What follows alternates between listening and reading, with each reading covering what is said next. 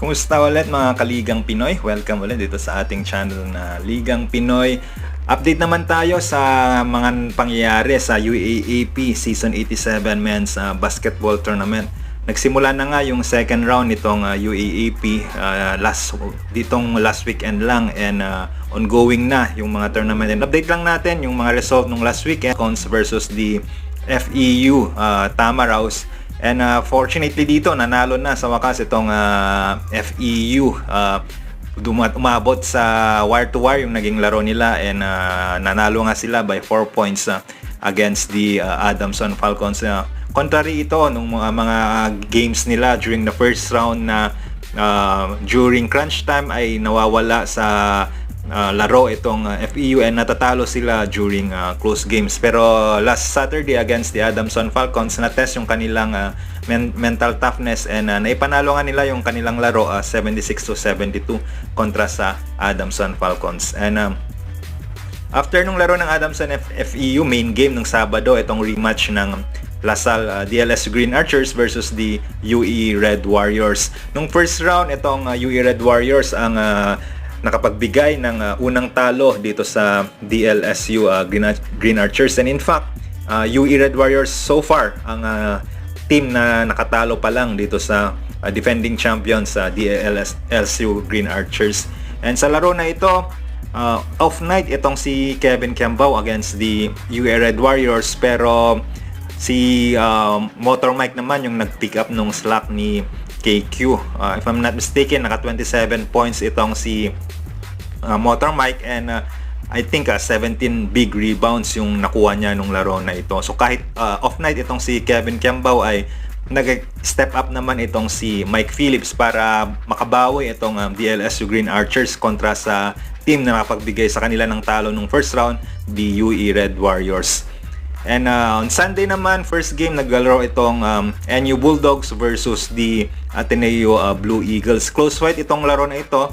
Panalo itong Ateneo Blue Eagles 70-68 to open up their second round campaign. So kung maalala ninyo, itong season na ito yung worst start in the Tab Baldwin era for the Ateneo Blue Eagles. Nung first round, 1 win and 6 losses lamang itong Ateneo Blue Eagles. Napakalayo niyan during the time ni Tab Baldwin na very dominant itong Ateneo. So very unusual na makita na yung Ateneo Blue Eagles is at the bottom of the standing at 1-6 nung round 1. Pero fortunately nga, itong opening game nila for the second round ay natalo nila itong NU. Ito namang NU, minalas itong NU Bulldogs in terms of their FSA, kasi nung first game nila of the season, first quarter of their first game, na-injure yung kanilang foreign student athlete. So all Filipino itong NU ngayon na naglalaro, and kitang-kita yung pag-drop ng kanilang level of competitiveness, kasi last season, pasok yung NU Bulldogs as number 3, kaya pasok sila sa Final 4. Pero ngayon nga, wala silang FSA, mukhang hindi makakapasok sa Final 4 itong NU Bulldogs. And the main game kahapon, Sunday, is the game between the UP Fighting Maroons and the UST Growling Tigers. Ito yung bounce back win ng UP. Panalo yung Fighting Maroons 83-73 kontra sa UST. Very close fight itong laban na ito. In fact, in the first 3 quarters, UST yung nag-control ng tempo sa laro na ito. Although na-out-rebound ng UP itong UST, na-dominate naman ng UST itong offensive rebounding kontra sa UP. Kaya naman ang laki ng disparity sa second chance points ng UST versus the UP sa kanilang laro kahapon. Pero despite that, panalo naman yung UP, kasi pagdating ng fourth quarter, uminit itong si Terence Fortea na if I'm not mistaken, nakapag-score ng total 16 points itong si Terence Fortea kahapon, and 9 points of that is from the fourth quarter kontra sa UST. So this is a big bounce back win for the UP Fighting Maroons. So far, hindi pa natatalo back to back yung UP Fighting Maroons, except lang nung yun nga, during the finals. Pero so far, pagdating sa elimination round, hindi pa naka-experience ng back-to-back na talo itong UP Fighting Maroons.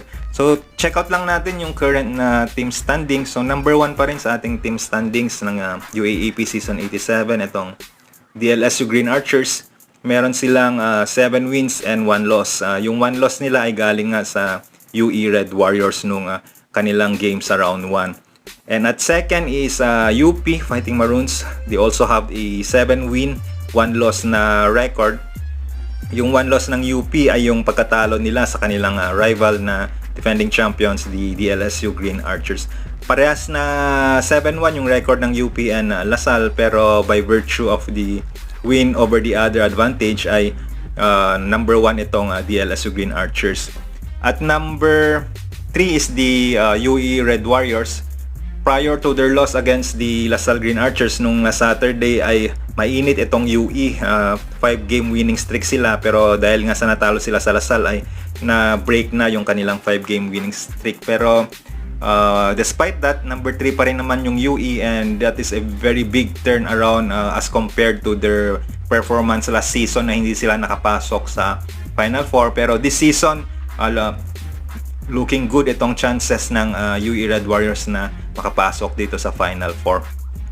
At number 4 sa standings ay itong si UST Growling Tigers. Meron silang record na 4 wins and 4 losses. So yung nakatalo sa UST is Adamson, LaSalle, UP, and UP. So twice silang natalo na ng UP. Pero natalo naman ng UST itong UE, Ateneo, NU, and FEU. And just outside the Final Four, number 5 itong Adamson Falcons. 3 wins and 5 losses nila. Yung 3 wins nila is against FEU, UST, and NU. And so far, 3 games losing streak na itong Adamson Falcons. Natalo sila in their last games against UP, UE, and FEU. And number 6 is the NU Bulldogs. Again nga, tulad nung nabanggit ko kanina, very unfortunate lang itong nangyari sa NU Bulldogs kasi umpisa pa lang ng season, first quarter, first game nila ay na-injure na kaagad yung kanilang FSE. Kaya naman, hirap silang makatapat, lalo na dun sa mga teams na mayroong magagaling na big men or yung mga magagaling na FSE. So NU has a record of 2 wins and 6 losses. Yung 2 wins nila ay courtesy of the Far Eastern University and the Ateneo Blue Eagles. And natalo yung NU, yung 6 losses nila ay galing sa DLSU, UP, UST, Adamson, UE, and the Ateneo. And number 7 and number 8, actually yung number 6, 7, and 8, tabla tong mga 3 teams na ito. Yung number 7 is the FEU Tamaraws. Meron din silang similar record na 2 wins and 6 losses. So far yung natalo ng FEU are the Ateneo Blue Eagles and the Adamson Falcons na yun nga, recently lang nila natalo yung Adamson.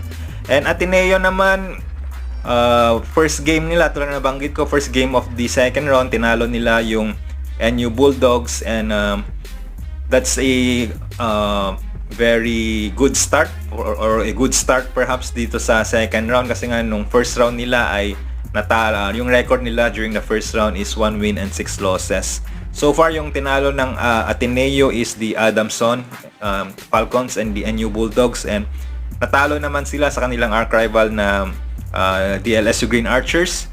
Natalo din sila sa UP, UST, FEU, UE, and NU. Natalo sila ng NU during the first round. So yan so far yung team standings dito sa UAAP Season 87 men's basketball tournament. Madami pang games na mangyayari. Double round robin itong sistema nung laro dito. So each team will have 14 games each, and the way things are looking, secured na, almost secured na itong top 2. Either DLSU or UP lang naman yan.